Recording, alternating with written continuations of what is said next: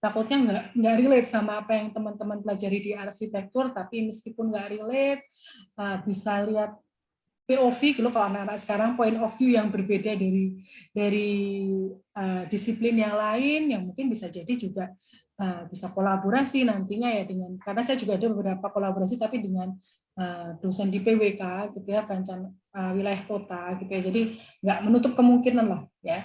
Jadi hari ini yang akan saya sampaikan sebenarnya basic sekali seperti yang saya pelajari gitu ya, saya sampaikan di kelas juga mungkin tentang model gitu ya, memodelkan sistem, karena kalau kita bicara tentang teknik industri biasanya belajar tentang apa, belajar tentang sistem gitu ya, mungkin Bapak Ibu juga belajar tentang sistem sehari-hari gitu ya. Karena saya nggak terlalu ngerti tentang nulis arsitektur, mungkin kalau andai kata saya salah mungkin mohon dibetulkan gitu ya, tentang arsitektur, mungkin kalau bayangan saya tentang arsitek itu tentang bikin bangunan, rumah dan lain sebagainya, desain gitu ya. Nah, juga pasti ada sistem di dalamnya. Gitu. Dan ini modelkan sebuah sistem, dan mungkin ini baru singkatnya tentang sistem. Ini sedikit pengenalan saya, jadi saya memang basicnya di teknik industri, jadi saya MPhil itu adalah Master of Philosophy, jadi 2014 saya S2 lagi gitu untuk S2 riset by riset gitu ya. Kalau sekarang juga kayaknya UGM juga mau punya S2 by riset, bahkan S3 by riset, walaupun menurut saya S3 pasti by research gitu ya. Kalau S2 oke lah by course by riset, kalau S3 pasti by research. Nah, saya PhD tahun 2015 sampai 2018, jadi 3 tahun Bapak Ibu, lebih tepatnya ya 3 tahun. 3 tahun saya S3 gitu ya, bahkan mungkin ya 3 tahun persis gitu, 3 tahun 3 bulan di S3. Motivasi saya untuk lulus adalah biar saya nggak jauh-jauhan dari suami, itu salah satu hal yang membuat motivasi saya biar lulus. Jadi setiap orang punya motivasi sendiri-sendiri, kalau bagi saya itu mungkin agak-agak personal ya, tapi mungkin dari PhD mungkin satu hal yang bisa kita sharing gitu ya. Interest saya ada di OR gitu, kalau di TI itu ada Operation Research, salah satunya bikin model ini gitu ya. Ada soft OR dan decision analysis atau tentang analisis kebijakan, analisis keputusan. Oke. Nah, mungkin sebelum saya mulai tentang ekspektasi, saya takutnya ekspektasinya beda gitu ya. Mungkin model yang ada di arsitektur sama yang ada di teknik industri beda jauh gitu. Saya mungkin juga waktu saya mau matching-matchingkan apa ya matchingnya ya. Saya lihat ada sih agent based in arsitektur. Tetapi saya juga nggak paham ini bloopers, I don't know what it is gitu ya, tentang itu gitu ya. Jadi ya semoga aja ini ada bermanfaat ya. Saya ingin memberikan sedikit tentang model, mungkin ini agak relate dengan kehidupan sehari-hari gitu ya. Dan nanti di akhir dari Kamisan ini saya akan cerita tentang PhD saya, tapi nggak detail karena mungkin saya akan cerita tentang perjalanannya saja gitu ya Bapak Ibu, biar lebih sharing dan charging semangat kalau bagi yang saya.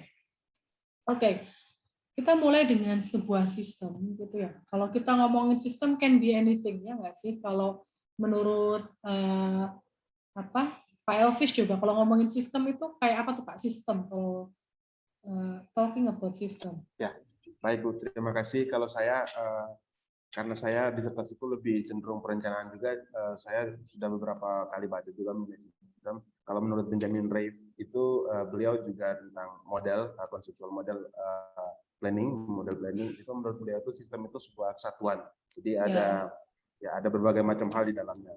Itu yang Betul. saya tahu dari sistem. Betul.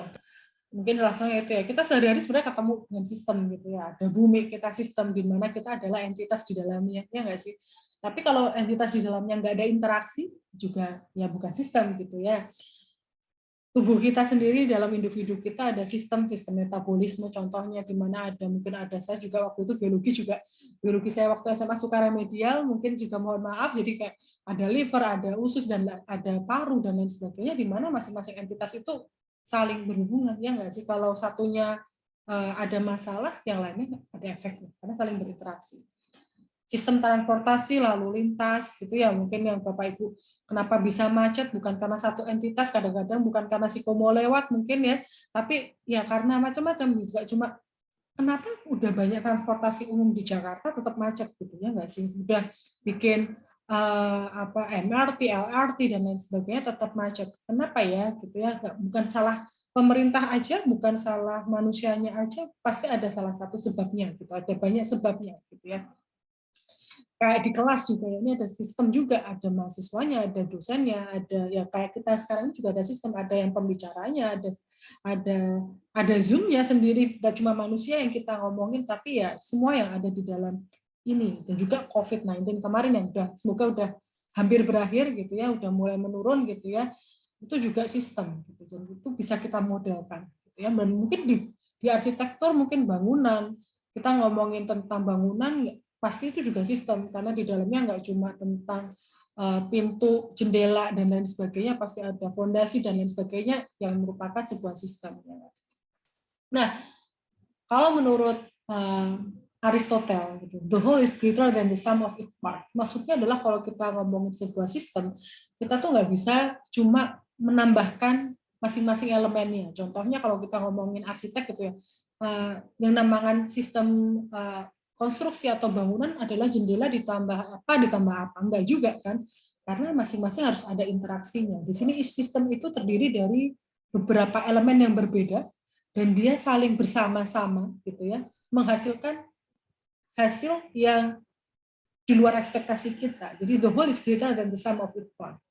Kalau kita ngomongin tentang gajah gitu ya, kalau waktu dulu mungkin masih sambil ngajarin anaknya, ini udah bapak ibu semua udah, atau mungkin anaknya udah kuliah ya, dulu waktu ngajarin anaknya sekolah gitu ya, gajah gitu.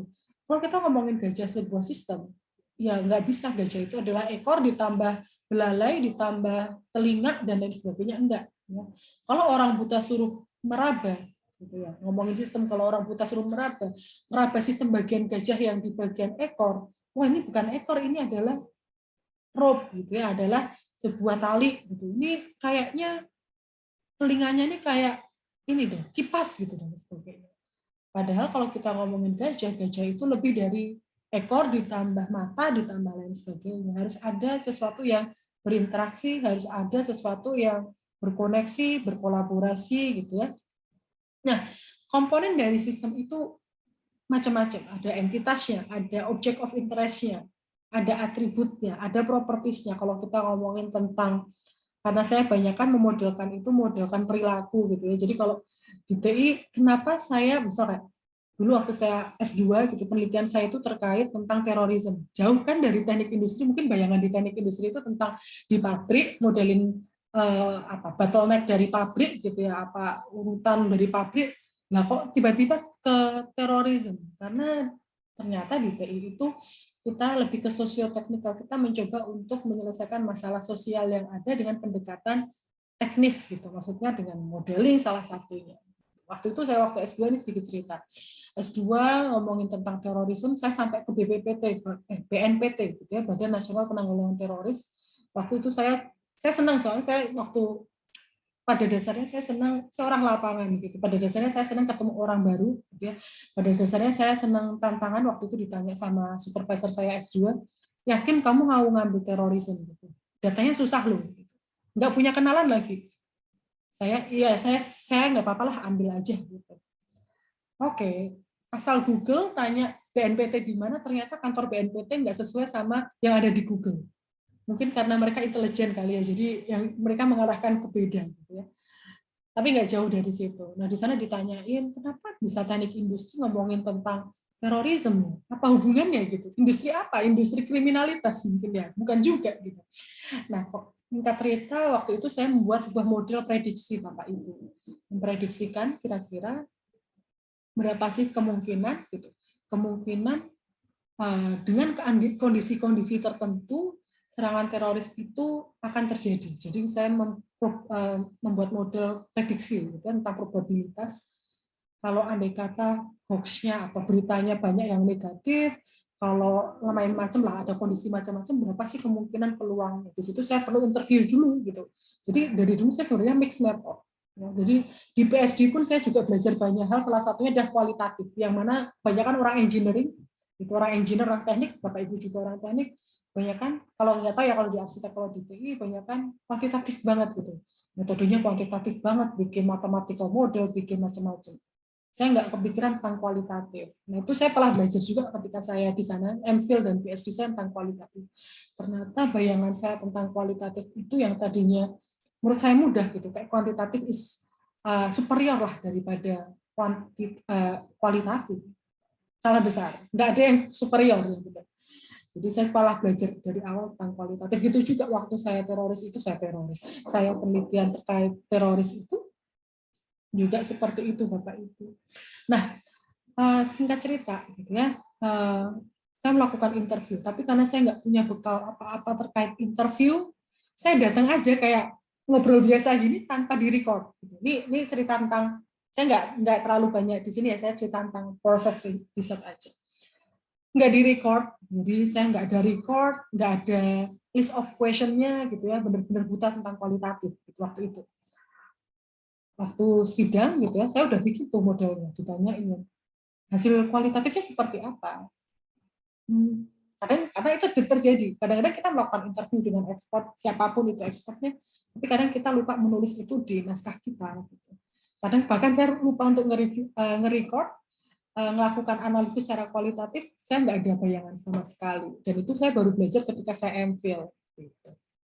Oke, ngomongin tentang ini, tentang properties. Kalau kita ngomongin tentang model, misal propertiesnya, misal kita ngomongin tentang teroris.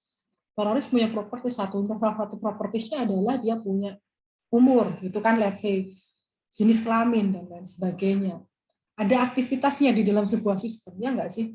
Misal kayak ini aktivitasnya dosennya ngajarin atau dosennya ngomong, mahasiswanya nyatet dan lain sebagainya. Ada aktivitasnya, ada state-nya, ada state dari variabelnya, gitu ya.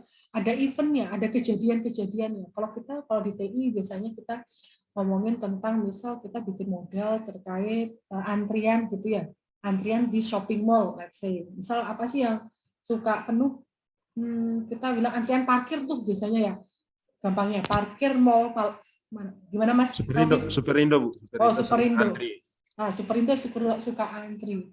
Nah, kita di TI juga belajar tentang memodelkan itu. Gimana caranya biar nggak antri tuh sistem si Superindo gitu lah. Itu banyak juga terjadi, banyak di rumah sakit juga ya. Jadi kita lebih ke sistem sosial gitu ya. Maksudnya ya sehari-hari kita temui aja kayak mana di Superindo gitu. Antri kenapa? Oh, gimana cara memperbaikinya? Kita create simulation, misal ditambah karyawannya. Tapi seberapa banyak sih karyawan kita butuhkan untuk penambahan? Worth it nggak ditambah dengan income atau return yang didapatkan dan lain sebagainya. Gitu. Pasti ada kejadiannya adalah pertama adalah si orang itu check out gitu ya, terus habis itu membayar dan lain sebagainya.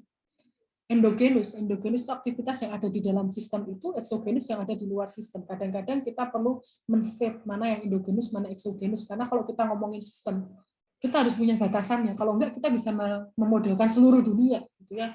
Kan pasti dalam pemodelan, pasti apapun jenis pemodelannya pasti ada batasannya. Saya scope-nya, gitu ya. Dan ada initial state-nya, yaitu awalnya itu seperti apa. Contohnya sekarang tuh saya lagi ada salah satu proyeknya yang itu tentang banjir gitu ya, karena saya kebanyakan di disaster, tapi saya bukan bencana ya Bapak Ibu, penelitian saya tentang bencana gitu ya.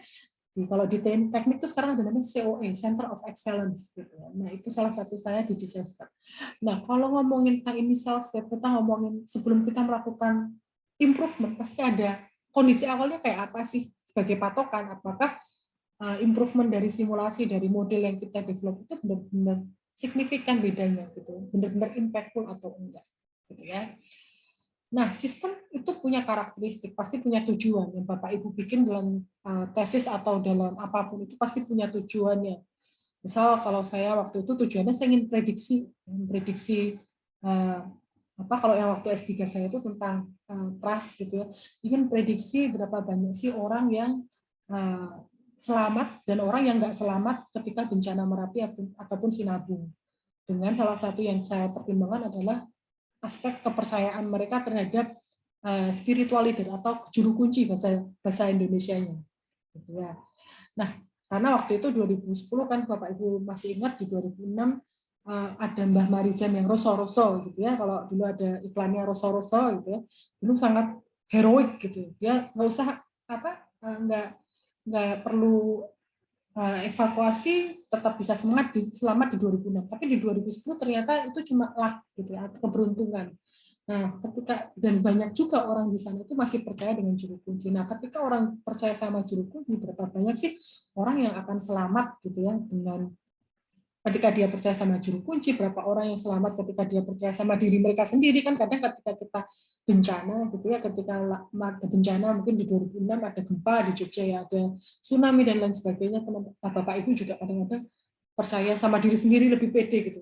Ada saatnya oh ini saya harus evakuasi, ada saatnya juga kita percaya sama teman atau keluarga, kalau keluarganya evakuasi, saya baru akan evakuasi. Nah, dari beberapa perilaku yang berbeda ini, dinamika yang berbeda ini, saya ingin tahu berapa sih kira-kira nantinya yang selamat, berapa yang nggak selamat gitu. Ya, dengan beberapa skenario yang di develop. Pasti ada ketergantungan di dalam sebuah sistem, maksudnya ketergantungan antar entitas kayak tadi misalnya di kasus saya, orang akan percaya sama orang lain, entitas satu akan percaya dengan entitas yang lainnya, gitu ya, ketika mereka melakukan sebuah decision. Ada mekanismenya, mekanisme contohnya ketika evakuasi, gitu ya, gimana evakuasi, cara evakuasi mereka, oh mereka pertama mereka ke sini, ke sana dan lain sebagainya. Ada lingkungannya, maksud dalam sistem itu ada lingkungannya. Ketika saya ngomongin tentang Merapi, ya lingkungannya berarti di sekitar Gunung Merapi. Dan ada boundary. Ini kalau kita nggak ada boundary, ya berarti kita akan memodalkan seluruh dunia. Bayangin aja kan, modelin seluruh dunia nanti ngerunning modelnya bakal lama banget. Ya. Kenapa sih kita butuh pemodelan, gitu ya? Pemodelan dan simulasi. Kenapa kita perlu? Mungkin kalau teman-teman arsitek biasa ya, ini Bapak Ibu udah arsitek, udah ahli-ahlinya lah, udah S1, S2 arsitek, lagi S3 arsitek. Kenapa butuh model? Mungkin kalau saya waktu dulu lihat S1 teman-teman saya bikin maket gitu ya, mungkin pengen tahu ya, kayaknya seperti apa, ya nggak sih? Kalau ini Bapak Ibu tahu ya ini gedung apa? Ada yang pernah ke sini mungkin? Di YouTube, Bu. Di YouTube ya? Mau pengen ke sana tapi kayaknya belum bisa duitnya. Virtual turis ya, virtual turis ya, perjalanan virtual dulu ya Mas ya. Ya, menurutku itu bukan tourism. Oh, bukan turis. Harus ya, virtual tourism is not tourism menurut saya. Virtual tourism cuma halusinasi ya Mas. Ya. Oke. Burj Khalifa, mungkin sebelum bangun Burj Khalifa pasti ada blueprint-nya atau ada simulasi model, saya yang kurang paham juga ya di arsitek seperti apa, pasti ada gitu ya. Kenapa perlu? Ya salah satunya kalau andai kata langsung dibikin, kalau ambyar gitu, kalau kata Lord Didi Kempot gitu ya, kalau ambyar ya biayanya mahal, ya enggak? Benar kan? Kalau andai kata, apalagi untuk Burj Khalifa yang tinggi seperti ini pasti biayanya mahal.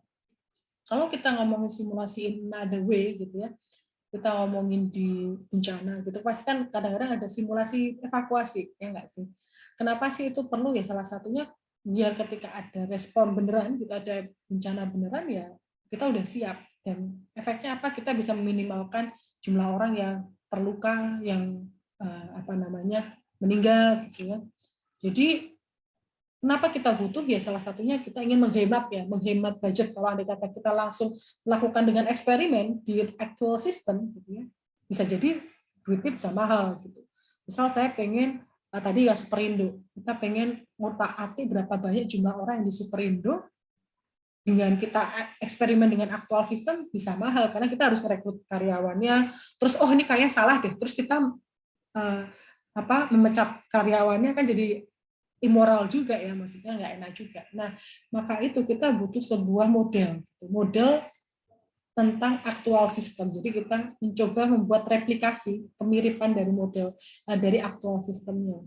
Bisa berupa physical model maupun mathematical model. Mungkin kalau orang arsitek mungkin banyak kan di sini ya, saya kurang paham juga mungkin di physical, di bangunan, bikin market dan lain sebagainya.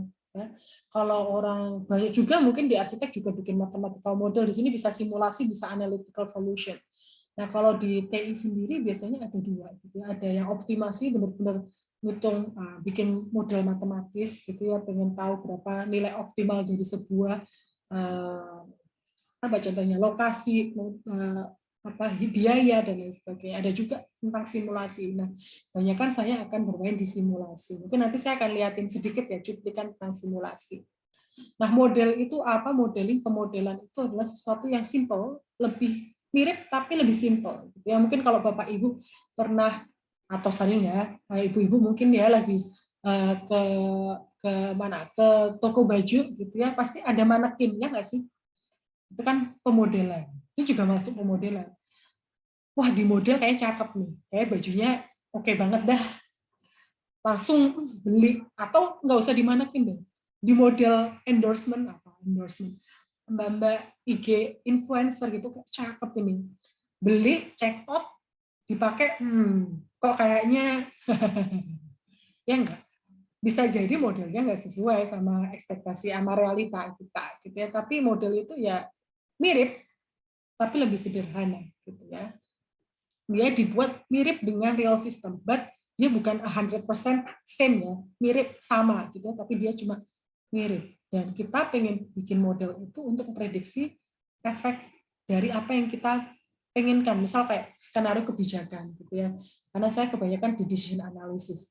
Misal kita pengen tahu gimana sih cara ngurangi kemacetan.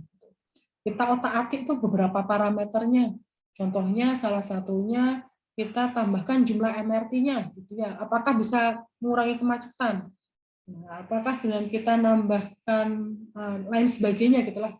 Nah, itu adalah salah satu guna model. Kita pengen tahu prediksi sebuah perubahan gitu ya, dari perubahan dari sebuah sistem dari model tersebut gitu ya. Contohnya ini seperti saya pengen tahu tentang adopsi dari renewable energy, terutama PV gitu ya. Apa sih solar rooftop, apa sih namanya, solar rooftop, benar kan ya, solar yang ada di atap-atap, itulah solar rooftop gitu ya.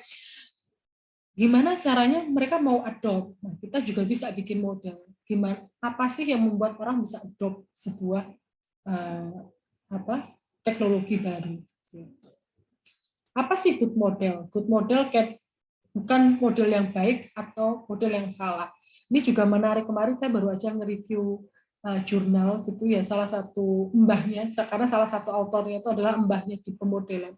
Dia bikin sebuah kualitatif riset gitu. Kualitatif riset terkait apa itu model yang salah gitu. Menarik juga kan, kadang-kadang kita nggak kepikiran gitu buat penelitian tentang apa itu model yang salah gitu. Dan dia bikin kualitatif riset tentang saya soalnya kebanyakan juga diundang tentang kualitatif riset terkait wrong model. Wrong model itu apa? Dia tanya ke beberapa pemodel apa yang dimaksud wrong model. Bagus juga, menarik juga artikel tersebut. Tapi sebenarnya nggak ada yang namanya model yang benar, karena model itu pasti salah. All model is wrong. Nggak ada yang benar. Kalau benar, karena dia nggak 100% sama, jadi pasti ada salahnya. Tapi yang perlu dikasih tahu adalah model itu yang penting useful atau berguna. Gitu. Makanya salah satu riset interest saya adalah di BOR, Behavior Operation Research. Maksudnya adalah seberapa useful sih model itu. Ya, kadang-kadang karena kita terpaku dengan mengembangin model, akurasinya, dan lain sebagainya, tapi kita nggak mikir siapa yang akan gunain model tersebut. Gitu ya. Policy maker siapa yang akan gunain tersebut, padahal policy maker atau pengguna model kita belum tentu paham dan punya knowledge yang sama dengan kita. Nah, itu juga menarik untuk diteliti. Nah, model yang baik ini secara teoritis banget, semoga nggak ngantuk, adalah model yang punya objektif gitu ya, punya object of modeling, dia punya tujuan, dia bisa ditrace, parameternya jelas, variabelnya jelas, data yang diambilnya itu truthful juga, dia model itu simple. Nah, itu kadang yang agak-agak trade off gitu ya. Kadang kita pengen modelkan semuanya, jadi model kita terlalu kompleks, tapi kalau kompleks juga nanti running waktunya lama gitu ya. Kalau bisa, kalau andai kata orang pemodelan itu biasa KISS double S, bukan dicium ya, tapi keep it simple stupid. Jadi keep it simple gitu ya teman-teman. Bapak Ibu. Dan kalau bisa digunakan kembali dan usable in another context. Gitu. Jadi bisa model yang kita bikin bisa kita gunakan kembali di konteks yang berbeda bisa jadi. Oke, sedikit ngomongin tentang simulasi, saya nggak akan panjang lebar. Bentar, saya akan share pakai suara sepertinya. Nah, stop share dulu. Saya share pakai suara. Bentar.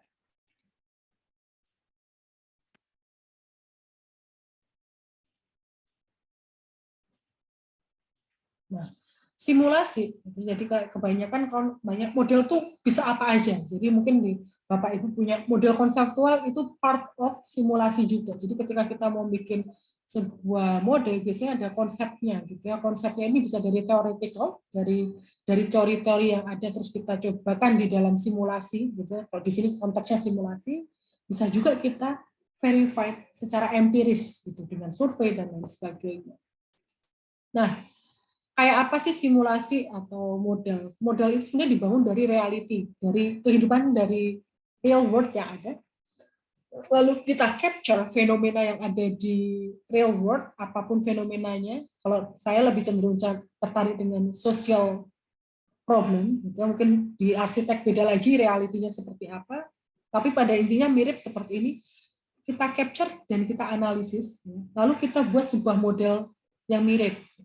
Nah, model itu harus kita verifikasikan, kita verifikasikan dengan analisis yang ada dan kita validasi apakah model itu represent dengan kenyataan apa enggak. Sebelum kita melakukan banyak skenario. Jadi kita harus memastikan bahwa model yang kita berikan itu verified dan validate, gitu ya, valid, gitu, verified and valid. Nah, tadi sama. Jadi dari mana sih kita ngembangin sebuah model dari sebuah sistem yang kita mau pelajari? Ini can be anything, gitu ya. Mungkin kalau Pak Elvis kalau boleh tahu tentang apa ya, Pak? Mohon izin Bu, ini mau saya tanyakan pas nanti di akhir. Saya memang awalnya berpikir untuk membuat model konseptual, namun beberapa bulan terakhir ada sedikit perubahan. Namun awalnya memang saya berpikir untuk membuat model konseptual terkait kebijakan konservasi, karena di real world-nya atau dunia atau di daerah saya itu ada banyak sekali stakeholders yang tidak tercantum atau tidak diakui, misalnya desa adat, pemimpin adat, dan stakeholders yang punya kebijakan tidak umum gitu, jadi tidak ada dalam undang-undang dan lain-lain, sehingga konservasi di sana atau kegiatan-kegiatan atau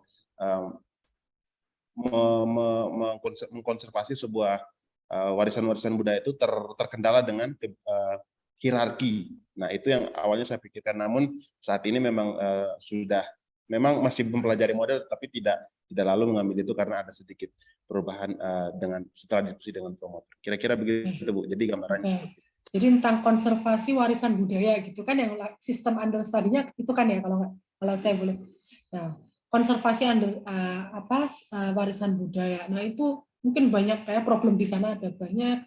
Lalu kita coba membuat sebuah model. Ini can be anything ya. Ini saya pada saat ini ada simulasi. Nanti saya cerita tentang penelitian saya tentang konseptual model. Lalu kita lakukan simulasi, kita develop skenario perubahan perbaikan seperti apa gitu ya. Terus kita berikan lagi tuh, kita aplikasikan skenario perbaikan kita ke sistem yang udah ada, dan ada perubahan sistem, pasti ada problem lagi. Karena kalau menurut sistem thinking, problem hari ini itu adalah hasil dari penyelesaian masa lalu, ya nggak sih? Tapi benar juga gitu. Itu hukum dalam sistem thinking. Dalam sistem thinking salah satunya adalah masalah hari ini tuh terjadi karena solusi masa lalu. Benar kan? Maksudnya kayak, ya, that's true. Karena ya nggak akan berakhir gitu. As long as kita masih hidup, pasti ada aja yang perlu diperbaiki. Gitu kan? Objektif dari simulasi can be anything, dapat jadi training, gitu ya, bisa jadi decision support, jadi supporting dari kebijakan kita. Ya. Untuk pemahaman, jadi kita nggak perlu melakukan skenario development juga bisa, tapi kita pengen tahu kenapa sih bisa macet gitu. Nah, tapi kita nggak pengen tahu perbaikannya seperti apa, tapi kita pengen tahu fenomena ini tuh kenapa gitu. Nah, itu bisa juga kita lakukan. Untuk education and learning juga bisa. Jadi untuk pendidikan gitu. Ini nanti akan saya kasih contohnya gitu ya. Dan untuk entertainment juga bisa. Ini contohnya. Jadi ngomongin tentang simulasi, kalau anak TI biasanya bayangannya tentang simulasi yang nanti saya akan sampaikan, tapi bisa juga tentang game. Jadi salah satu hal yang saya lakukan, yang saya punya kerjasama dengan Edinburgh dan Harriet Watt University terkait game gitu ya. Jadi kita punya kolaborasi riset tentang pembangunan sebuah game di Merapi sana untuk resiliensi dari masyarakat menghadapi bencana gitu ya. Ini fundingnya dari mereka. Ini salah satunya yang kita lakukan adalah kita melakukan pengabdian juga ya. Jadi mungkin bisa dilihat sedikit.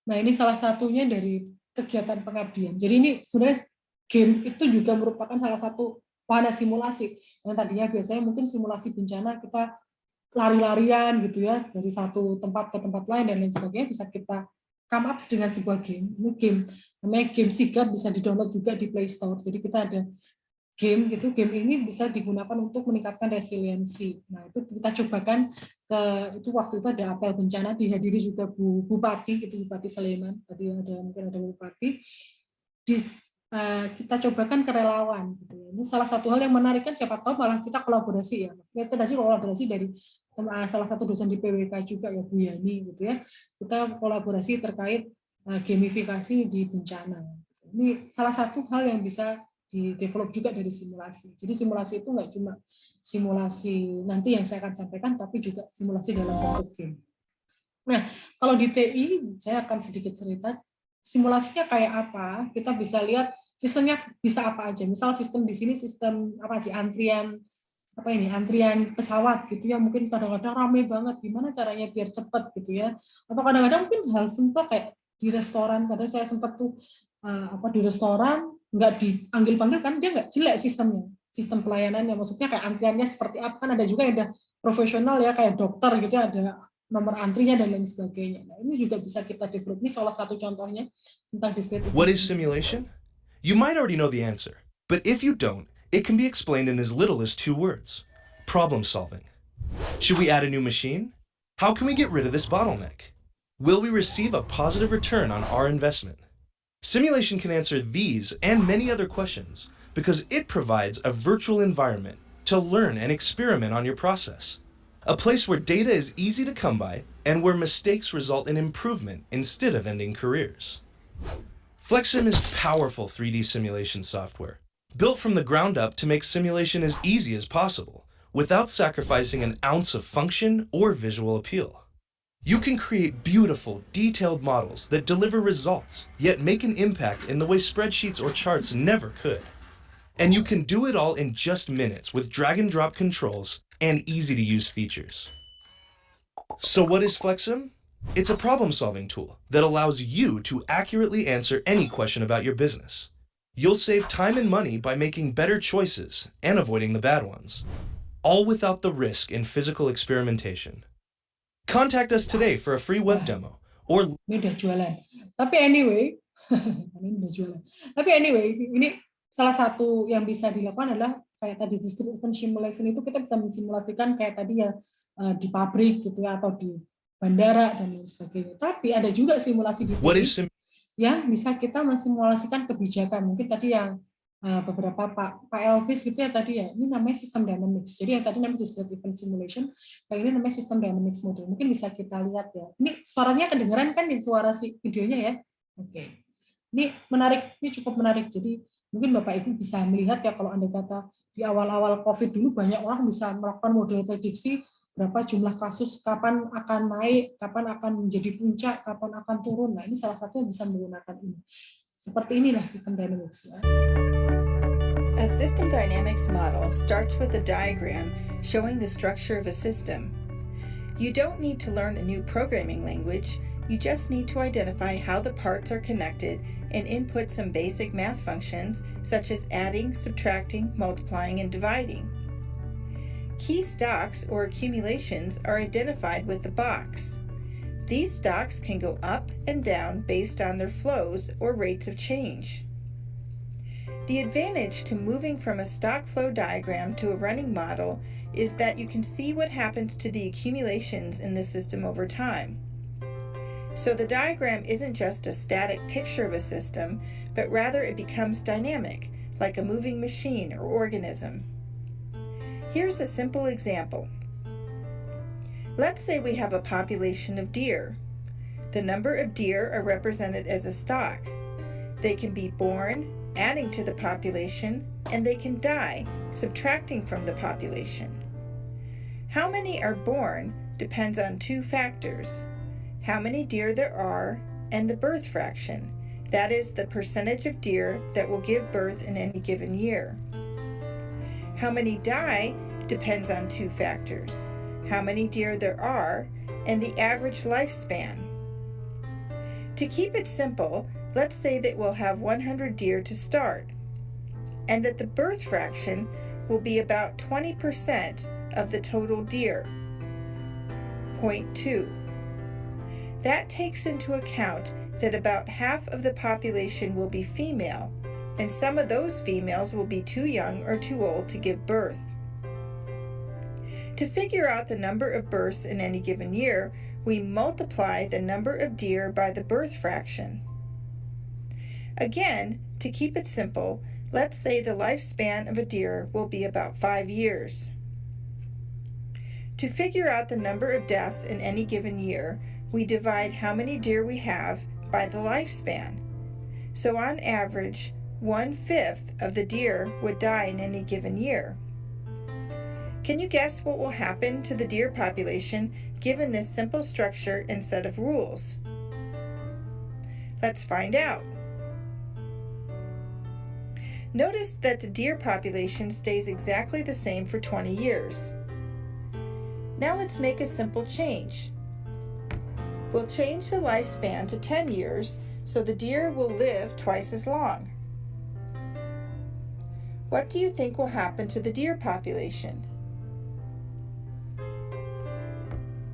Even though the birth fraction is the same, more deer are born because fewer deer die. This allows the population to grow over time. Let's try one more option. We'll reset the lifespan back to 5 years and then lower the birth fraction. What do you think will happen now? Now notice that the deer die out because fewer are born each year than die. This is a very simple model, and we can explore questions about what would happen if the initial population was higher or lower, if the birth fraction was higher or lower, and if the lifespan was higher or lower. Yet this model is very limited. Let's say there was a problem with the deer population. Perhaps there are too many or too few deer. We can add other aspects that affect the population in order to understand the problem and consider leverage to improve the situation.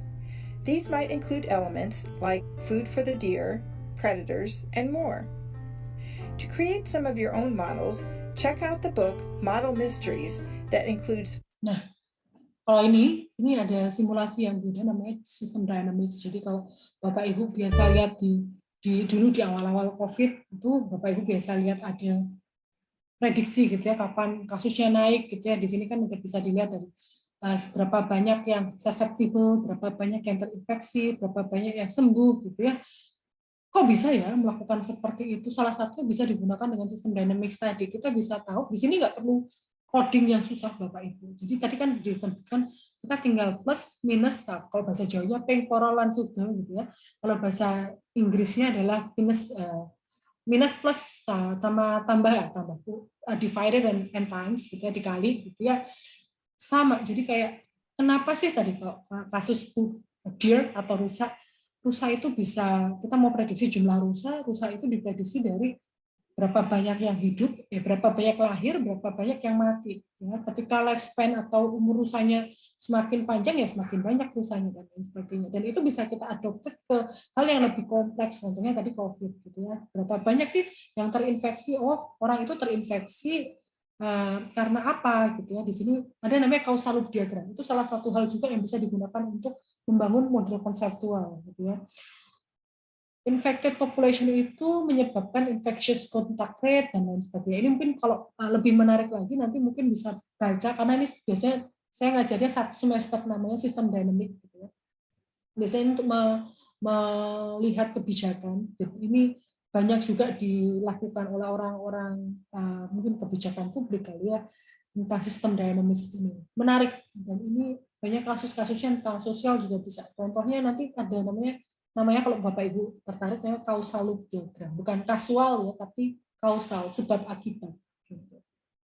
Nah, yang lain adalah tentang agent based modeling and simulation yang saya gunakan, gitu ya. Mungkin sedikit aja, nanti saya akan kasih contohnya, gitu. Menarik juga ini.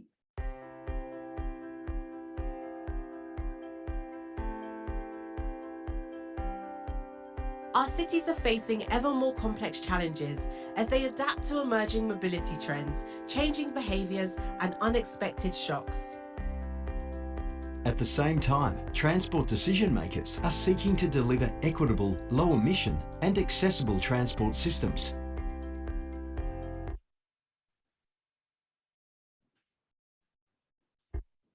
Oke, mungkin karena waktunya sebentar ya, jadi saya akan coba kasih ke contohnya aja biar lebih kelihatan gitu ya. Tadi di ini sama Pak Elvis.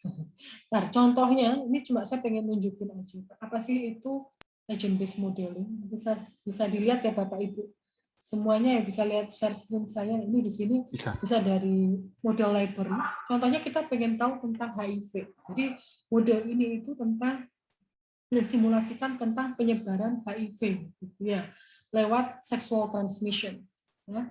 Nah, di sini ada hijau, ini maksudnya adalah yang apa namanya, yang nggak kena HIV atau HIV free. Yang biru itu yang masih tanda tanya, ya kan, kalau COVID kan juga ada tuh yang dia pembawa tapi dia nggak apa OTG ya, kalau, dan yang merah itu yang kena HIV. Nah, coba kita simulasikan ya. Di sini ada. Nah, inisial orangnya ada 300, kita setup. Nah, di sini ada 300 orang, di mana di sini ada 2,67% dari populasi ini akan terinfeksi. Nah, nanti yang bisa kita mainkan adalah beberapa skenario di sini. Contohnya adalah penggunaan kondom. Mungkin semakin banyak penggunaan kondom, semakin sedikit populasi yang akan terkena HIV. Coba kita run ya, yang ada SIP seperti ini.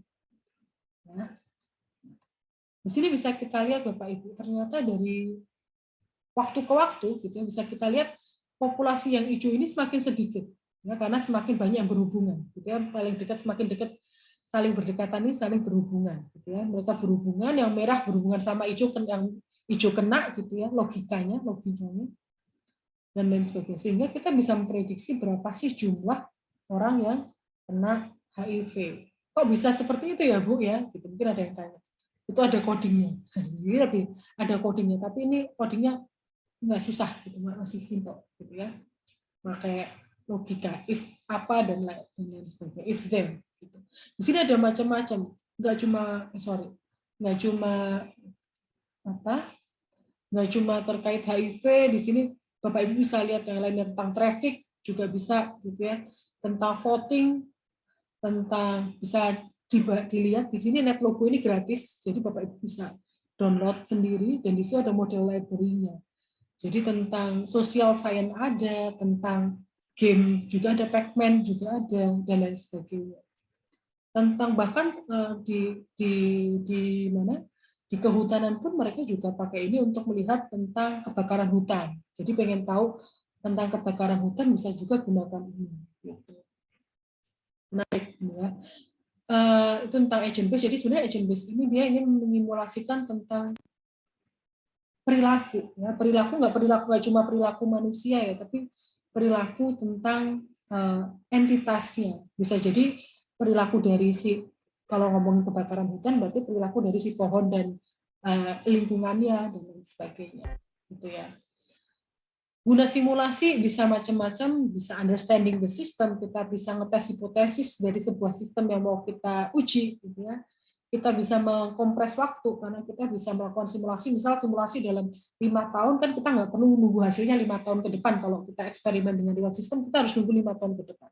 Dengan lakukan simulasi, kita bisa melakukan kompres waktu, gitu ya, dan lain sebagainya. Nah, cara melakukan simulasi mungkin saya nggak akan detail karena nanti akan saya lebih banyak tentang apa yang saya lakukan selama saya PhD, gitu ya. Develop simulasi itu kita pertama drive with the problem. Jadi semua hal itu mulai dari problem. Problemnya bisa melakukan metodenya apa aja, bisa dari survei, bisa dari interview, bisa apa aja. Gitu. Bisa data secondary, bisa.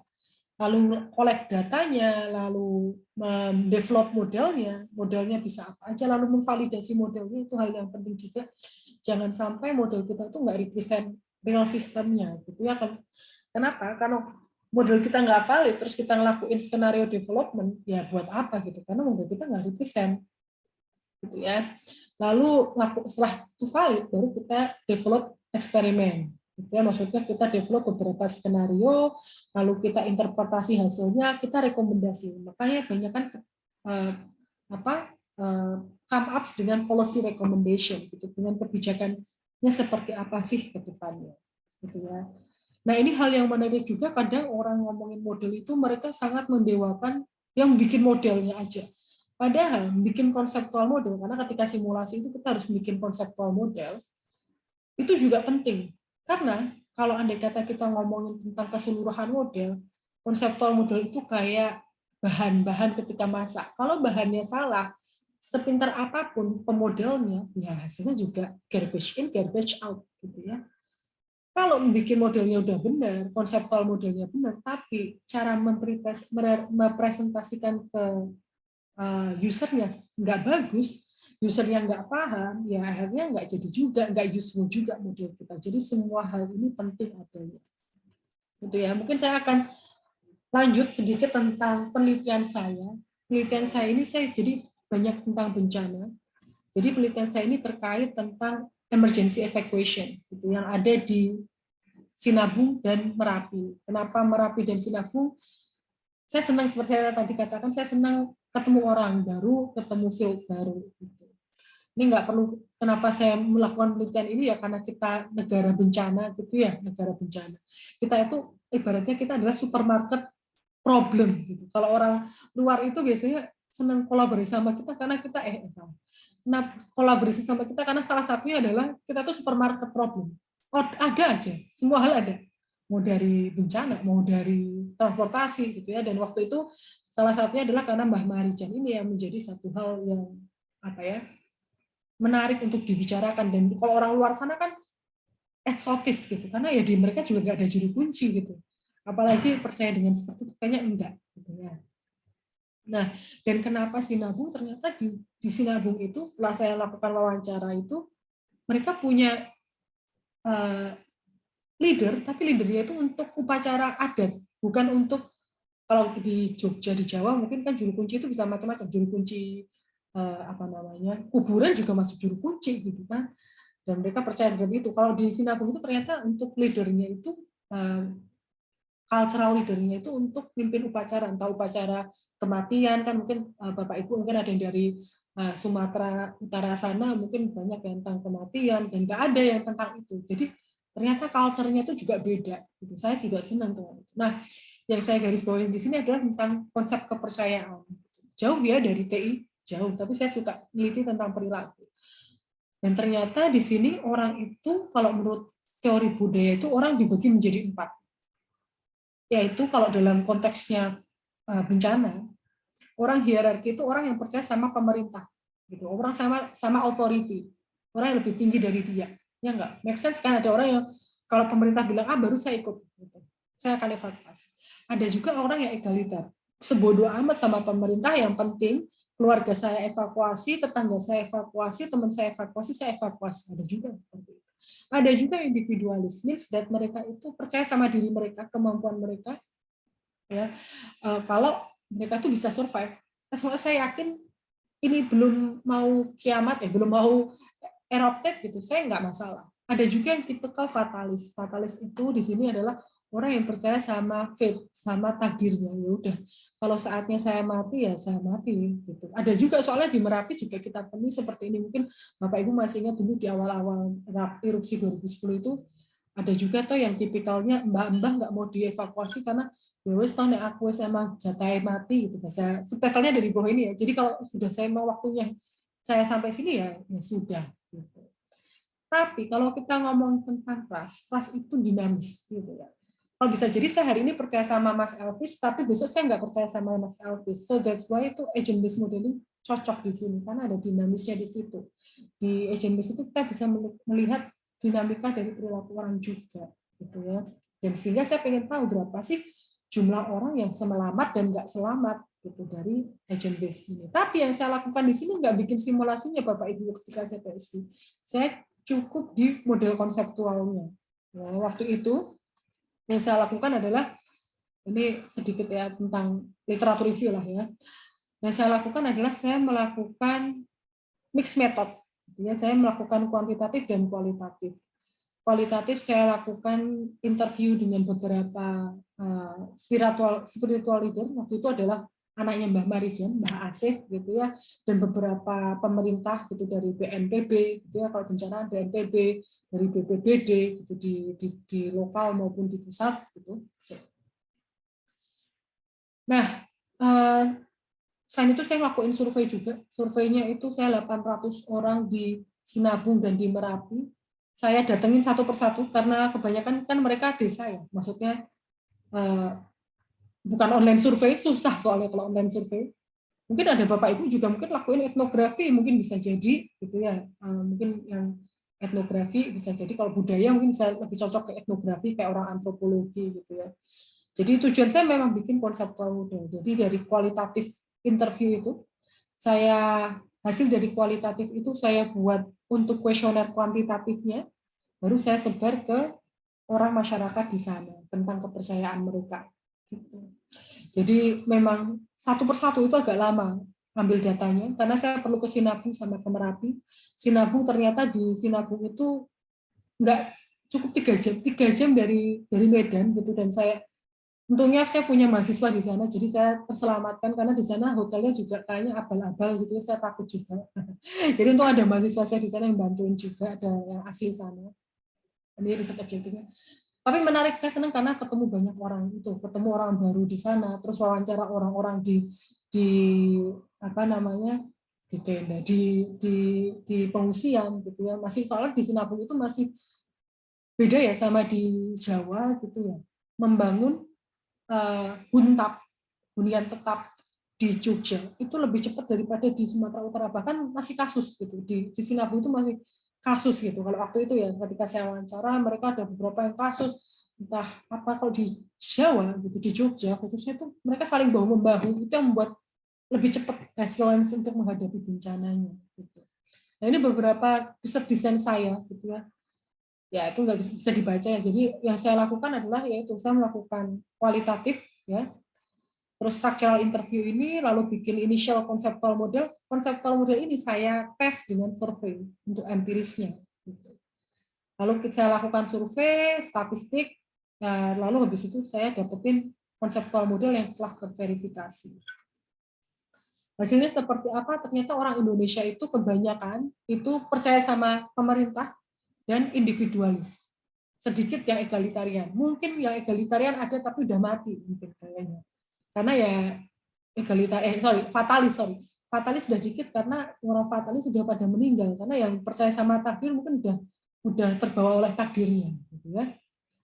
Dan kebanyakan masyarakat di Indonesia, terutama khususnya di sini Merapi dan Sinabung, itu mereka hierarki, percaya sama pemerintah dan individualis gitu ya. Atau yang saya pikir adalah hasilnya egalitarian, karena kita suka ya, kalau teman kita waktu saya dulu 2006 gempa di Jogja, saya lihat kayaknya keluarga saya nggak evakuasi atau tetangga saya nggak evakuasi, ternyata hasilnya banyak kan ikut pemerintah gitu. Ketika komando pemerintah apa, baru mereka akan evakuasi. Nah ini atributnya dan apa yang mempengaruhi, ini juga konseptual model. Jadi konseptual model bentuknya bisa macam-macam, bisa dalam bentuk bagan, bisa dalam bentuk structural equation model, bisa dalam bentuk flowchart, ya, hasilnya juga dalam flowchart seperti ini. Ini adalah mekanisme gimana orang evakuasi, gitu ya. Ini berdasarkan dari interview saya dan juga survei yang saya dapatkan seperti ini, gitu ya. Dan ini ujungnya adalah jumlah orang yang selamat dan nggak selamat dari mekanisme ini.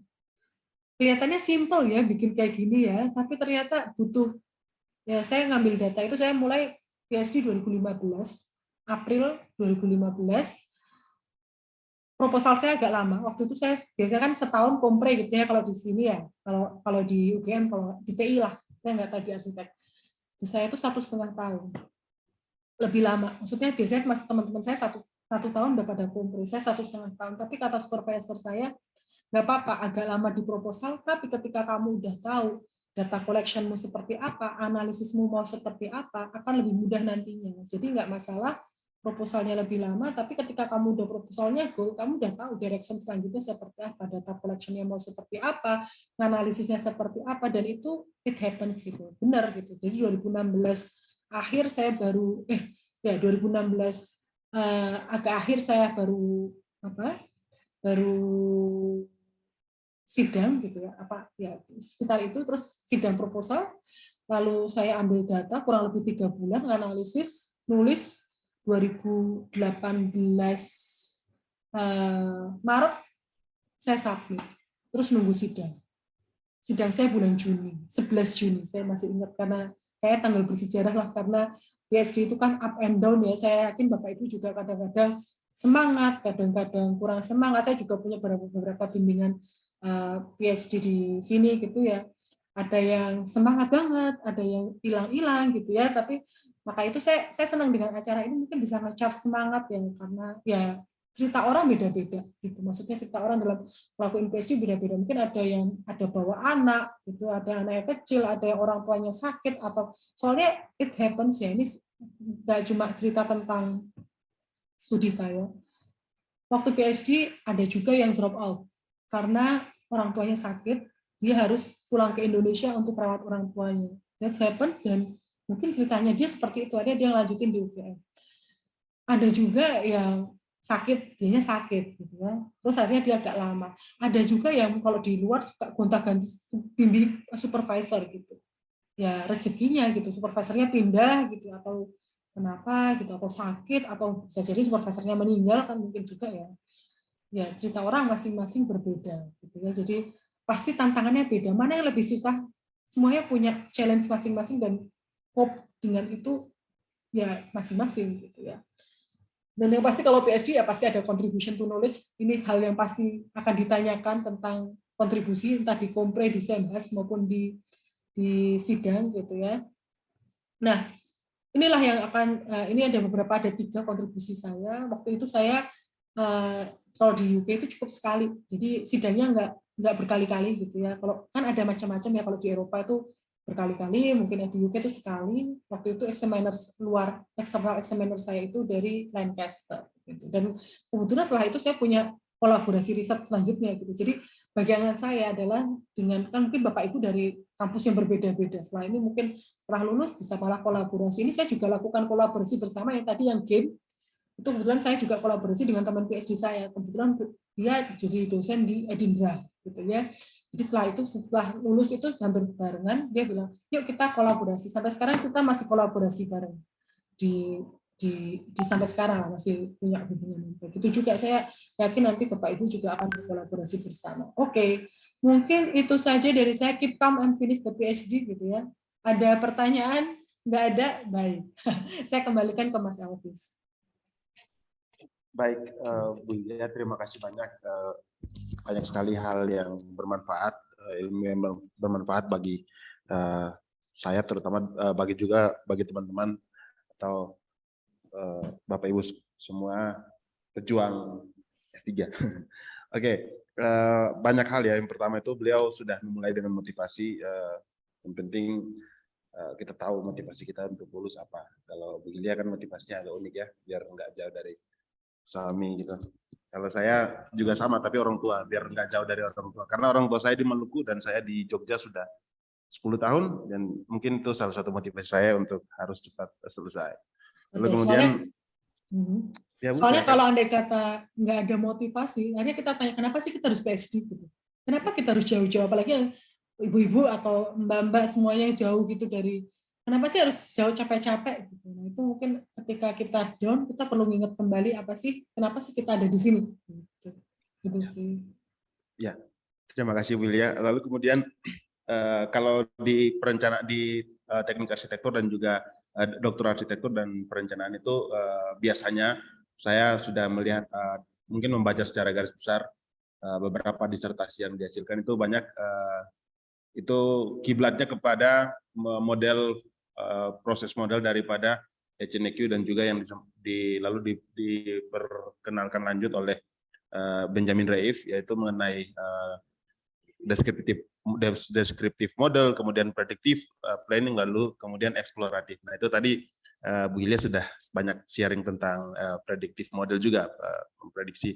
Lalu kemudian ada juga beberapa dari teman-teman yang punya disertasi saat ini sedang berproses tentang mungkin tentang model prediktif untuk permukiman seperti itu banyak juga.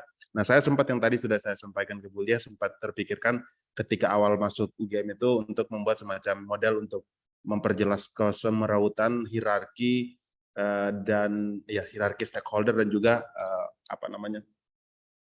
peran-peran mereka. Tetapi memang seiring berkembangnya saya membaca-baca dan melihat beberapa disertasi lagi, saya kemudian berubah, meskipun sekarang tidak lagi disertasi saya tidak lagi mengenai model, tetapi saya masih senang mempelajari hal itu karena ini menurut saya penting untuk kedepannya. Dan di UGM menurut Prof Jun juga saat ini lebih banyak teman-teman yang sudah mulai menekuni pemodelan dan simulasi. Padahal menurut Prof Jun itu pemodelan dan simulasi, disertasi pemodelan dan simulasi itu di luar negeri, di Amerika terutama, itu sudah populer sejak lama. Namun kita di Indonesia baru beberapa tahun terakhir mulai populer. Nah, harapan saya ini bisa menjadi titik mulai untuk kita melihat peluang-peluang riset baru dan metodologi-metodologi baru. Oke, kemudian saya seperti biasa akan ada pertanyaan dan diskusi dari Bapak Ibu semua. Saya yakin ada banyak pertanyaan, terutama Bapak Ibu yang punya disertasi mengenai pemodelan. Saya rasa Bu Sylvia sudah siap-siap ini, enggak langsung dor-dor gitu. Ya, monggo silakan Bapak Ibu bisa langsung menghidupkan mic dan bertanya langsung kepada Bu Wilya. Silakan. Ya, saya duluan sajalah Pak, ya. Sambil menunggu teman-teman yang lain. Ini lupa mungkin Pak Artisti menceritakan di arsitektur ada sekitar 30-an mahasiswa Bu Hilya, kemudian ada sekitar 11 orang yang tertarik untuk menjadi supermodel, jadi belajar soal model, kayak punya klaster sendiri supermodel gitu. Salah satunya saya ini kalau saya lihat di presentasinya Bu Hilya tadi, saya termasuk membuat model yang fisikal apa ya? Bentar saya cek dulu screenshotan saya. Jadi saya disertasi saya itu tentang model pencahayaan buatan yang untuk mengondisikan mood. Nah, kemarin sudah mengambil data, gitu-gitu sudah analisis, tapi belum seminar karena hasilnya kurang memuaskan. Ketika saya cek, ternyata tidak hanya pencahayaan itu yang mempengaruhi mood. Nah, kan saya jadi maju mundur. Nah, saran Ibu gimana nih? Ngelesnya. Ketika hasil analisisnya tidak sebagus yang kita bayangkan. Yes. Ya, Bu, terima kasih Bu Sylvie. Ini sebenarnya di TI juga ada loh Bu penelitian seperti ini kayak untuk mood dan cahaya mungkin ya, tapi di ergonomi kita ada di ergonomi lingkungan gitu ya, ada Pak Titis ahlinya tuh dia. Wah, saya sudah kontak Pak Titis itu dicuekin ya Bu. WA. Ini di sebelah ruangan saya soalnya. Bilang itu. Tapi teman saya kan teman beliau di QSU. Ya, QSU ya. Sepertinya ya Bu. Aduh Pak Titis itu kalau nggak didodok di depannya gitu nggak akan dilayani Bu. Oh ya udah, saya cuma WA. Kalau saya karena kerjaan, karena dia ke prodi saya prodi S1, jadi ya setiap hari berhubungan sama Pak Titis. Ya, tapi mirip sih, maksudnya di TI juga ada tuh yang kayak gitu tuh, maksudnya tentang mood. Saya memang baca-baca dari situ juga, referensinya banyak juga. Oke. Kalau saran saya, ini pas kebetulan tadi saya ngajar Metopen S1 sih Bu. Nah, saya ngajar Metopen S1 adalah ketika kita ngomongin presenting and discussion, ini saya malah jadi ngajar lagi ya. Tapi ini soalnya mirip sama yang saya baru aja ajarin gitu ya. Yang menarik, karena saya orang visual, jadi mungkin Bu Sylvie kan udah ada di tahap akhir, udah di hasil gitu ya. Apa sih itu good result gitu ya? Hal yang mungkin researcher itu takuti adalah result kita nggak sesuai ekspektasi, ya nggak sih? Maksudnya ekspektasi kita ganteng banget, tapi realitanya Bambang Tampan gitu ya. Maksudnya ya kadang ekspektasi kita pengen hipotesis semuanya atau semua hal itu proven atau sesuai sama hipotesis kita atau sesuai sama common sense, sama hal yang kita ekspektasikan. Tapi good result adalah it doesn't matter the conclusion, the hypothesis is plotted or falsified. Maksudnya nggak masalah hasilnya itu belum sesuai atau belum sesuai keinginan, sesuai hipotesis, as long as Ibu udah clear conclusion, strong confidence. Maksudnya data yang digunakan untuk mengambil kesimpulan itu udah kuat gitu ya, datanya udah benar, ngambil datanya udah benar, teknik pengambilan datanya udah benar, analisis datanya udah benar dengan metode yang benar, hasilnya kan kita nggak bisa memastikan gitu ya. Ingat ya, kalau mahasiswa saya ingat, tugas kalian itu, your job is to make an objective assessment, ya, bukan untuk wish to see a particular outcome. Kan kadang-kadang kita udah dibayangin kita kenapa kita harus avoiding bias gitu ya dalam melakukan penelitian. Kadang karena kita punya persepsi sendiri, hasilnya tuh kayak gini, particular outcome kayak misal common sense-nya adalah cowok itu lebih tinggi daripada cewek gitu kan. Terus kita lakukan penelitian, ngambil data, ternyata hasilnya adalah cewek lebih tinggi daripada cowok gitu.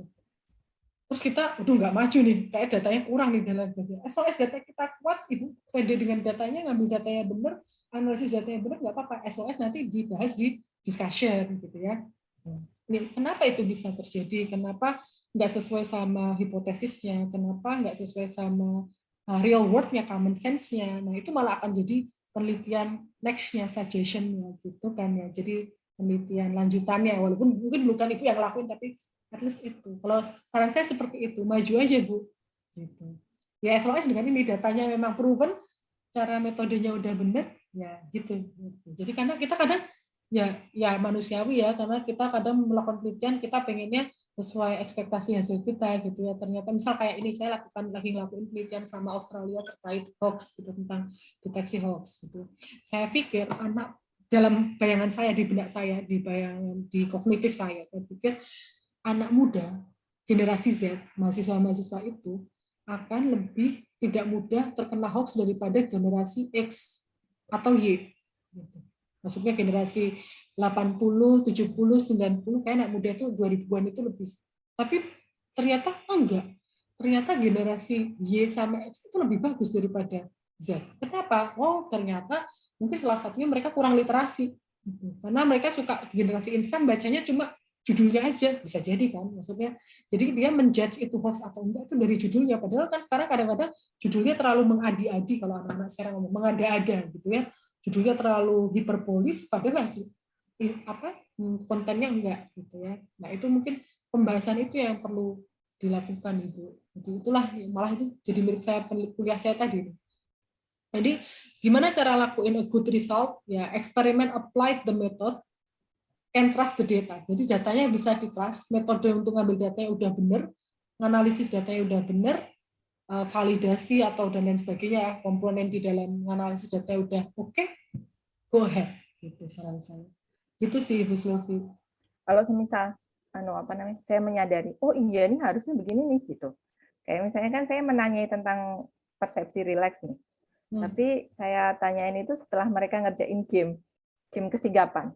Saya baru mikir, ya gimana dia mau rileks ya? Orang dia habis diajak ngegame gitu. Apa gara-gara ini jadi angka rileksnya tuh nggak keluar gitu-gitu. Nah itu kayak gitu mendingan masukkan keterbatasan. Oh, oke. Kan pasti ada limitation ya, limitation dari penelitian. Nah itu masukin ke keterbatasan. Ya kalau Ibu masih punya waktu untuk ngambil data, tapi kayak capek ya Bu.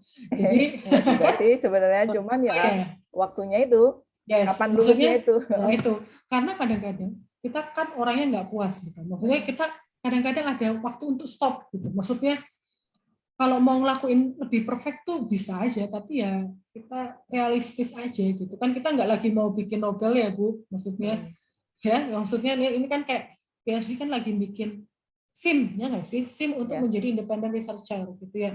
Jadi ya udah as long as it's allowed gitu ya oleh supervisor. Oke, gitu kan pasti itu kan supervisor yang akan mau kan, promotor akan mau kan atau enggak. Kalau as long as itu masuk ke keterbatasan. Jadi itu saran untuk next improvement dari penelitian selanjutnya adalah ya tadi itu misal persepsi rileks dan lain sebagainya. Begitu sih Bu Sylvie. Jadi silakan maju Ibu. Ya, terima kasih Bu. Ya, terima kasih Bu Sylvie. Maju. Semangat Bu Sylvie. Saya rasa itu juga bisa jadi masukan untuk kita semua, meskipun saya belum ada di fase itu, namun memang saya ingat betul waktu S2 dulu Prof. Yoyo pernah sampaikan kepada kelas saya masih ingat, beliau menyampaikan bahwa kalau penelitian itu jangan sampai kitanya yang jenuh, gitu. Harus datanya yang jenuh. Nah, kemarin saya sempat tanyakan pas kuliah terakhir dengan beliau, saya bilang, Prof, saya datanya udah jenuh, saya juga udah jenuh. Gimana, Prof? Nah, beliau bilang, wah itu bahaya. Jadi memang apa yang Bu Hilya sampaikan itu sudah ini ya. Selama kita percaya bahwa metodenya sudah sesuai dan datanya sudah benar dan hasilnya tidak sesuai ekspektasi, berarti kita masukkan ke keterbatasan penelitian, bukan batasan itu beda lagi. Ya, terima kasih Bu Sylvia, Bapak Ibu yang hadir di Zoom. Ini saya lihat memang kita sempat diskusi beberapa kali, banyak yang menggunakan metode pemodelan simulasi. Jika ada pertanyaan lagi, silakan disampaikan. Bisa langsung menghidupkan mic tanpa video juga tidak mengapa. Silakan Bapak Ibu, jika ada pertanyaan lagi.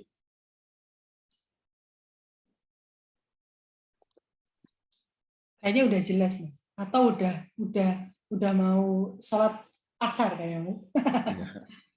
Monggo Bapak Ibu, jika ada pertanyaan kita bisa diskusikan dengan Bu Ya, Hilya. can be anything sih sebenarnya, nggak mesti tentang model ya, mungkin lebih ke tips and trick mungkin ya, karena kan saya yakin nature penelitiannya juga beda-beda ya dari satu student ke mahasiswa S3 ke S3 lainnya kan ya. Jadi kebanyakan saya akan lebih sering nulis pengalaman aja sih kebanyakan kalau tentang S3. Gitu. Ya, terima kasih Bu Hilya. Barangkali ada yang mau bertanya tentang pengalaman supaya bisa finishing strong, survive dalam PhD, bisa juga karena beliau sudah teruji dan sudah selesai. Silakan Bapak Ibu.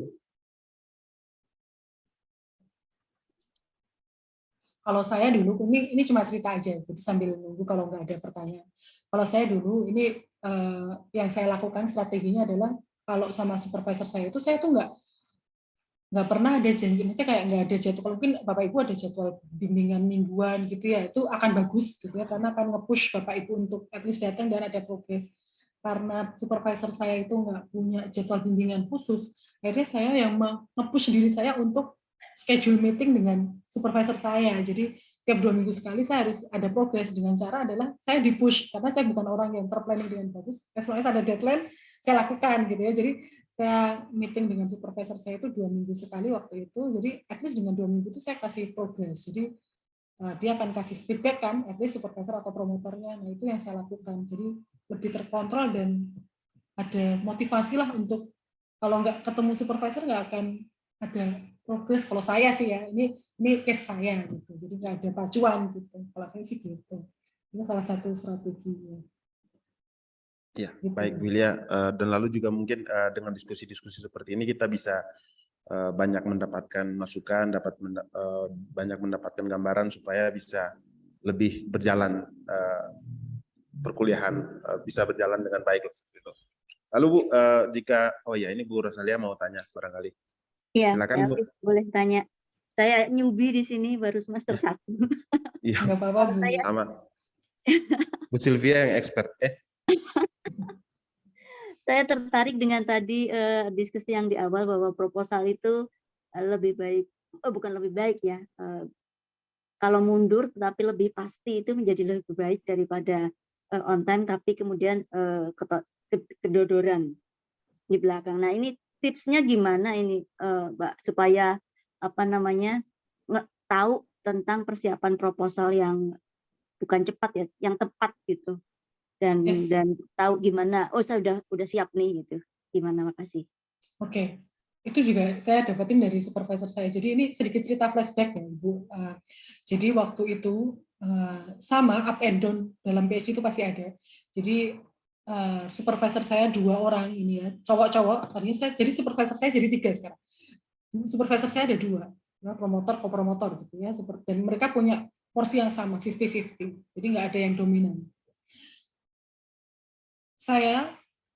Promotor saya itu suka banget matematis, mathematical modeling, optimasi. Saya enggak gitu. Dan saya bilang, Prof, gitu, kan saya ngajuin ide penelitian saya gitu ya, diskusi dengan supervisor saya. Suatu saat, saya ingat itu waktu ulang tahun saya soalnya, supervisor saya bilang kayak gini, kamu kalau andai kata mau lanjut pakai penelitian ini, itu di 2015 akhir, gitu ya. Jadi saya mulai April 15 akhir. Mending kamu cari supervisor lain. Itu rasanya lebih sakit daripada ditolak cowok. sakit banget. Saya ingat tuh 2005 November, which is sudah 8 bulan saya jalan. Maksudnya saya bersamanya gitu. Kalau lagi pacaran, saya sudah bersama 8 bulan gitu ya. Dan dia adalah supervisor saya waktu S2 anyway, tapi ya saya udah kenal banyak. Terus dibilang gitu, sakit gitu ya. Terus akhirnya saya sempat agak berambangi bahasa Indonesianya apa ya? Berkaca-kaca gitu ya. Wanita sekali ya.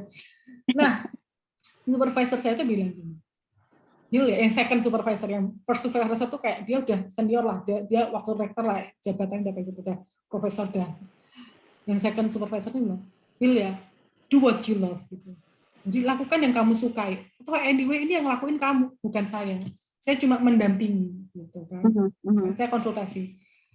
Nah, akhirnya apa yang saya lakukan? Kompromi. Apa yang saya suka dan apa yang dia suka ada match ketemu gitu. Maksudnya ya jangan melulu kita yang suka terus kita ini ya. Maksudnya, nah itu kadang satu hal ya, ini sambil cerita ya Bu, nanti akan selesai. Jadi saya titik temu, saya mau lakuin, saya supervisor saya tentang risk assessment, tentang asesmen risiko gitu ya, dan terlalu matematis banget lah. Saya lakukan tentang risiko tapi di disaster, jadi masih ada titik temu yang mereka bisa bantu saya. Dan dia ditambah gini, Gil ya, kamu harus lakuin apa yang kamu suka, karena ini anyway yang paling tahu kamu, yang ngelakuin kamu, kita tuh cuma supporting gitu. Jadi kalau yang lagi up and down ya kamu sendiri gitu ya. Ketika kita down ya kita harus up dengan itu sendiri. Jangan sampai kamu blunder dan nggak tahu gitu. Dan kita tambahin satu supervisor. Jadi saya punya 3 supervisor. 2 dari orang TI, 1 lagi dari orang psikologi. Jadi karena tentang trust gitu ya. Dapat 1 dari psikologi gitu ya. Orang HRM gitu, orang human resource. Nah itu malah menjadi kok ribet ya jadi 3 gitu, tambah susah enggak? Enggak, malah jadi tambah menyenangkan bagi saya. Karena dapat point of view yang lain dari orang lain, dari disiplin ilmu yang lain gitu ya. Nah, terus setelah itu apa yang saya lakukan? Saya udah mantep nih, saya lakuin ini, saya suka sama ini. Jadi waktu itu mungkin kita orang bisa beda-beda ya, tapi kalau kasus saya suka sama ini, saya suka sama tentang perilaku orang, saya suka bikin model tentang perilaku orang gitu. Orang tuh menarik karena ngomongin orang tuh nggak ada habisnya gitu bagi saya. Bukan hibah ya ini, karena bukan ngomongin orang yang seperti itu. Nah terus habis itu yang saya lakukan adalah ya udah, karena saya suka, saya bisa speed up dengan yang saya suka. Karena saya suka bacanya ya nggak sih? Karena saya suka bacanya, saya suka cari-cari. At least saya punya hal lain, maksudnya setiap 2 minggu saya selalu konsultasi sama supervisor saya udah baca ini nih gitu. Kayaknya menarik deh penelitian tentang ini. Lama-lama kan dapat lebih sempit ya, maksudnya karena kita udah baca ini, oh supervisor kita bilang feedback ini itu, terus dapat nih research question-nya. Metodenya apa gitu. Nah, kita baca lagi literatur review, dapatlah itu gitu ya. Nah, setelah itu karena saya udah telat 8 bulan itu, maka saya baru 1,5 tahun untuk melakukannya. Tapi itu speed up-nya cepat gitu. Less than 1 tahun untuk mendevelop si proposal itu gitu, maksudnya karena saya suka gitu. Jadi kapan itu siap ya ketika supervisor saya bilang ayo seminar gitu ya. Kapan saya bisa submit disertasi ya ketika supervisor saya bilang ayo submit gitu. Tapi di awal sebenarnya saya udah bilang, Prof ini beasiswa saya cuma 3 tahun gitu ya. Semoga aja bisa selesai 3 tahun. Ya sesuai apa ya saya lakuin sesuai sama planning saya sih gitu. Jadi selain tadi motivasi di awal ya karena saya jauh sama suami agak lama dari 2014-13 gitu ya. Nah, gitu berarti kalau bayangan saya pertama adalah lakuin yang kamu suka. Ketika kamu suka sama hal yang kamu, misal domainnya saya seneng nih ngelakuin ini, bacanya lebih seneng gitu ya, tulisnya lebih rutin, lebih rajin gitu ya, mau ngelakuin di mana aja bisa gitu, di rumah, di kampus gitu ya. Terus 2 minggu sekali bimbingan gitu ya, terus metodenya seperti apa dan lain sebagainya itu saya pelajari dulu. Jadi misal saya nggak tahu nih tentang agent based modeling, saya pelajari dulu. Jadi ketika nanti data udah dapat, apa yang harus saya lakukan itu saya udah tahu step-stepnya. Gitu. Jadi nggak cuma ngawang gitu ya, mengawang itu ya, cuma di awang-awang gitu kayaknya ini, terus udah gitu. Ketika udah ngambil data beneran bingung gitu ya. Misal saya melakukan kualitatif, riset wawancara, tapi saya nggak tahu gimana struktur buat nganalisis wawancaranya, tematik analisis seperti apa. Nah, ketika saya udah tahu di awal, oh caranya setelah dapat ini tuh kayak gini nih caranya, ngolahnya seperti ini, jadi lebih cepat gitu kan. Kayak proposal itu kayak apa ya? Ya kayak arahan kan, maksudnya how to-nya kan. Kan sebenarnya bab 1 sampai bab 4 atau gimana ya caranya, maksudnya sampai metode kan. Berarti kan tinggal kita lakukan terus apa yang kita dapatkan, ya nggak sih, Bu? Karena gini, kan kalau apa namanya, beberapa teman di sini kan basic S2 atau S1 bahkan dari UGM gitu ya. Yes. Nah, kalau saya ini kan dari luar UGM gitu ya, dengan apa namanya, harus melakukan banyak penyesuaian nih, jujur gitu ya. Nah, ketika kemudian menjadi, kemarin kan penelitian menjadi kualitatif saya biasanya itu kan saya ngomongnya kuantitatif karena saya dari praktisi juga. Nah, punya tips nggak Mbak untuk bisa dengan tepat dan cepat gitu untuk paham tentang kualitatif gitu? Mungkin yang kan karena semua dari UGM nih, saya dari luar, jadi rada masih rooming gitu. Jangan berkecil hati, Ibu, karena di sana di luar sana waktu saya kuliah juga ini kebanyakan anak S1-nya dari UK nih. Ini kebanyakan dari US nih. Indonesia aduh gitu ya. Tapi ternyata kita nggak kalah low competence juga. Mungkin Ibu di sini nggak kalah low competence sama UGM, dan cerita orang bisa beda-beda ya. Nah, gimana tadi ngomongin yang tadi, nggak usah berkecil hati, Ibu. Kita startnya sama. Kalau Ibu udah bisa masuk ke dalam S3 UGM, berarti Ibu dan teman-teman ini udah dalam satu tataran yang sama. Kalau kata Pertamina mulai dari nol ya, nolnya sama gitu ya. Jadi jangan berkecil hati. Yang kedua terkait gimana belajar analisis kualitatif. Saya belajar analisis kualitatif itu S2. Jadi saya tuh S2 MPhil itu sebenarnya juga kecelakaan. Jadi karena saya udah S2, kenapa S2 2 kali? Karena Dikti waktu itu fundingnya Dikti menganggap PhD saya itu MPhil di tahun pertama. Jadi saya cuma dapat funding 1 tahun, ya akhirnya ya udahlah saya berakhir 1 tahun lalu saya apply LPDP, ya nggak apa-apa, emang jalan hidup saya harus MPhil dulu, gitu. Diambil positive thinking. Nah, S2 saya itu saya belajar kualitatif.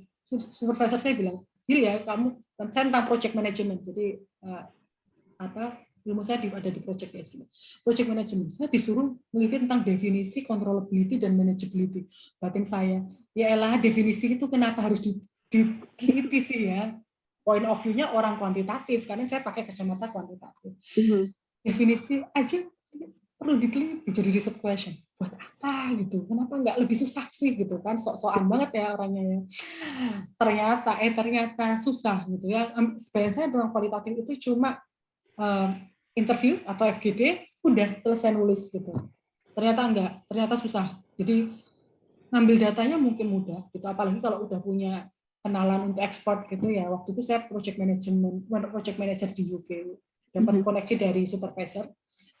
Tapi ngolahnya itu another things. Jadi kalau di kuantitatif mungkin ya pakai SPSS atau pakai tools apapun itu, jebret keluar hasilnya, signifikan, nggak signifikan, dan lain sebagainya. Di kualitatif nggak ada gitu. Ada software N5O, MQDS ataupun apapun itu, tapi tetap penelitinya itu yang harus menginterpretasi. Itu cuma bisa untuk melakukan coding apa ya, memudahkan untuk melakukan interpretasi. Tapi apalagi ya si yang interpretasi ya si researcher-nya itu gitu ya. Jadi waktu itu saya waktu S3 disuruh kualitatif pure, saya agak takut. Jujur saya agak takut karena banyak kan lebih lama. Tapi semoga Ibu lebih cepat. Tapi anyway, gimana cara cepat belajar kualitatif? Ya mungkin bisa ikut course training ya Bu. Saya juga beberapa kali ngisi di beberapa online apa sih sekarang e-commerce gitu ya, banyak training gitu yang tentang kualitatif. Mungkin orang juga ngira saya adalah peneliti sosial karena belajar kualitatif, padahal ya saya juga belajar waktu saya S2 S3 ya. Tapi belajar aja Bu, dari beberapa course, mungkin nggak cuma itu di YouTube, sekarang bisa apa aja ya, itu bisa belajar itu secara teknis ya, tapi secara teori kembali ke buku, maksudnya secara teknis tools-nya mungkin bisa belajar, tapi secara teori di buku bisa banget Bu. Ya, oke. Makasih Mbak. Sama-sama Ibu. Ya, terima kasih Bu Emma, Bu Hilya. Bapak Ibu, jika masih ada pertanyaan silakan. Bisa mengenai apa yang Bu Hilya sampaikan tentang pemodelan, bisa juga tentang tips and trick atau cara-cara survive. untuk untuk PhD seperti itu. Bu, saya izin barangkali ya, jika tidak ada pertanyaan, saya satu pertanyaan untuk mungkin setelah ini kita bisa yang lain jika masih ada, kalau nggak ada kita bisa. Nah, Bu, saya mau tanya, ini saya juga S1, saya S1-nya arsitektur, S2-nya MPAR di UGM, Magister Perencanaan Arsitektur dan Pariwisata, dan itu memang lebih banyak, ya, ada juga di kami meneliti tentang sosial dan lain-lain, dan memang banyak tentang lebih kualitatif dan memang lebih banyak kata-katanya. Jadi satu penelitian itu bisa 300-400 halaman gitu. Nah, saya lihat dari Bu Hilya tadi presentasi itu banyak sekali memang berkaitan erat dengan komputer. Jadi model-model itu dihasilkan dari komputer. Nah, bagaimana pandangan Ibu tentang model-model yang misalnya beberapa hari lalu atau beberapa bulan lalu saya juga sempat kepo disertasi atau baca-baca disertasi beberapa teman itu tentang misalnya ada pemodelan yang di dalamnya itu saya tidak melihat sama sekali ada komputerisasi, Bu, atau maksud saya adalah tidak menggunakan komputer sama sekali. Jadi full deskriptif, lalu dia menggambarkan skema-skemanya seperti itu. Apakah Bu Hilya punya pengalaman terkait hal itu? Juga saat ini saya juga sementara dengan beberapa teman mahasiswa membuat semacam penelitian, proposal untuk penelitian. Nah, itu tentang, karena saya basicnya tourism, kami membuat judulnya itu, saya sebenarnya agak sanksi juga, belum mendalami juga. Jadi kami membuat judul tentang pengembangan model pengembangan pariwisata. Nah, itu menurut saya mungkin outputnya akan sama full deskriptif dan mungkin hasilnya adalah bagan-bagan seperti itu, akan berbeda dengan apa yang Bu Hilya hasilkan. Menurut Ibu, apa sih menurut pandangan Ibu perbedaan signifikannya itu di mana, atau mungkin bisa memberikan gambaran sedikit yang Ibu ketahui tentang apa yang saya jelaskan tadi tentang pemodelan yang full deskriptif atau mungkin pemodelan yang bisa dikatakan ya tidak menggunakan komputer sama sekali. Mungkin itu dari saya, semoga Ibu bisa menangkap maksud saya dan bisa siap. Oke, menurut saya pemodelan itu nggak mesti pakai komputer gitu ya, apalagi dengan bahasa komputer yang pemrograman yang susah gitu ya. Model itu kan bisa apa aja. Sebenarnya gambar juga model kan, maksudnya tadi super model kalau Bu Sylvia, orang juga model gitu. Mau pakai deskriptif, analytics atau apapun prediktif judulnya tetap model gitu. Kayak waktu sekarang saya juga kebetulan Mas Elvis ini saya juga masih belajar tentang pariwisata gitu ya. Jadi saya kebetulan ini dapat dapat hibah dari Bank Indonesia gitu yang riset Grand Bank Indonesia, kalau Mas Elvis tahu dan Bapak Ibu yang tahu tentang pariwisata halal gitu ya. Jadi saya tuh pengen bikin gitu. Kenapa kita menang? Salah satunya kita pengen tahu apa sih faktor hotel atau akomodasi gitu ya bisa mau adopted halal hotel gitu, halal hotel gitu. Kita pakai apa? Pakai text mining. Nah, ini beda lagi kan nanti machine learning gitu. Karena eranya banyak kan di situ kan ya. Kita pakai data-data di Twitter, di review Traveloka dan halalbooking.com dan lain sebagainya untuk tahu apa sih faktor yang karena saat ini belum ada standar halal untuk hotel gitu ya, karena dicabut oleh Kemen Parekraf gitu. Nah, kita pengen tahu, tapi dari segi konsumennya, dari reviewnya. Nah, dan kita pengen bikin sebuah satu model tentang intention, jadi keinginan orang untuk berpariwisata halal. Dan kita nggak pakai apa-apa sih, kita pakai statistik biasa gitu ya, kita ujungnya juga bagan gitu ya, ujungnya structural equation modeling, ujungnya bagan. Apa yang bikin orang mau berpariwisata gitu. Itu juga nggak apa-apa, as long as itu bisa datanya kuat gitu ya, proven gitu, tadi metodenya udah bener, so what gitu ya, dan itu reliable dan valid gitu ya nggak masalah gitu, dan kita bisa strong enough, confidence enough dengan hasil kita. Jadi masalah ini malah saya harus belajar sama Elvis terkait pariwisata. Itu kan bidang saya jadi banyak kan, ada tourism, pariwisata, semuanya dapat gitu ya. Jadi karena ya lagi-lagi karena kita di TEKI itu kita banyak belajar tentang tools-nya ya. Jadi kita bisa mainnya di sistemnya banyak gitu. Salah satunya pariwisata. Ini saya juga bareng sama Bu Yani dari PWK gitu ya, terkait ini gitu, sama orang manajemen juga. Jadi multidisiplin. Jadi kita pengen tahu intention itu kan mungkin bisa juga ke manajemen gitu ya, orang-orang manajemen juga tahu, orang PI tahu, orang PWK, arsitek mungkin tahu gitu ya. Jadi ya itu kolaborasi nantinya kan. Nah, itu model yang nggak pakai superkomputer nggak masalah gitu. As long as ya tadi data and the method you confidence enough ya oke. Gitu. Itu mungkin Mas Elvis semoga menjawab ya Mas Elvis. Ya Bu, terima kasih sangat menjawab, dan saya rasa memang Bu Hilya tertarik di pariwisata. Saya juga beberapa penelitian saya terakhir yang memang cukup ringan juga, teman. Mungkin bisa dikoreksi ya. Saya juga beberapa kali belajar tentang netnografi, jadi penelitian berbasis ya data-data dari internet. Terakhir kemarin saya mempublikasi sebuah artikel yang tentang social network analysis. Itu juga mungkin ada tertukar di situ. Itu bidangnya Bu Hilya, mohon maaf saya pelajari sedikit. Tapi memang fokusnya pada tourism.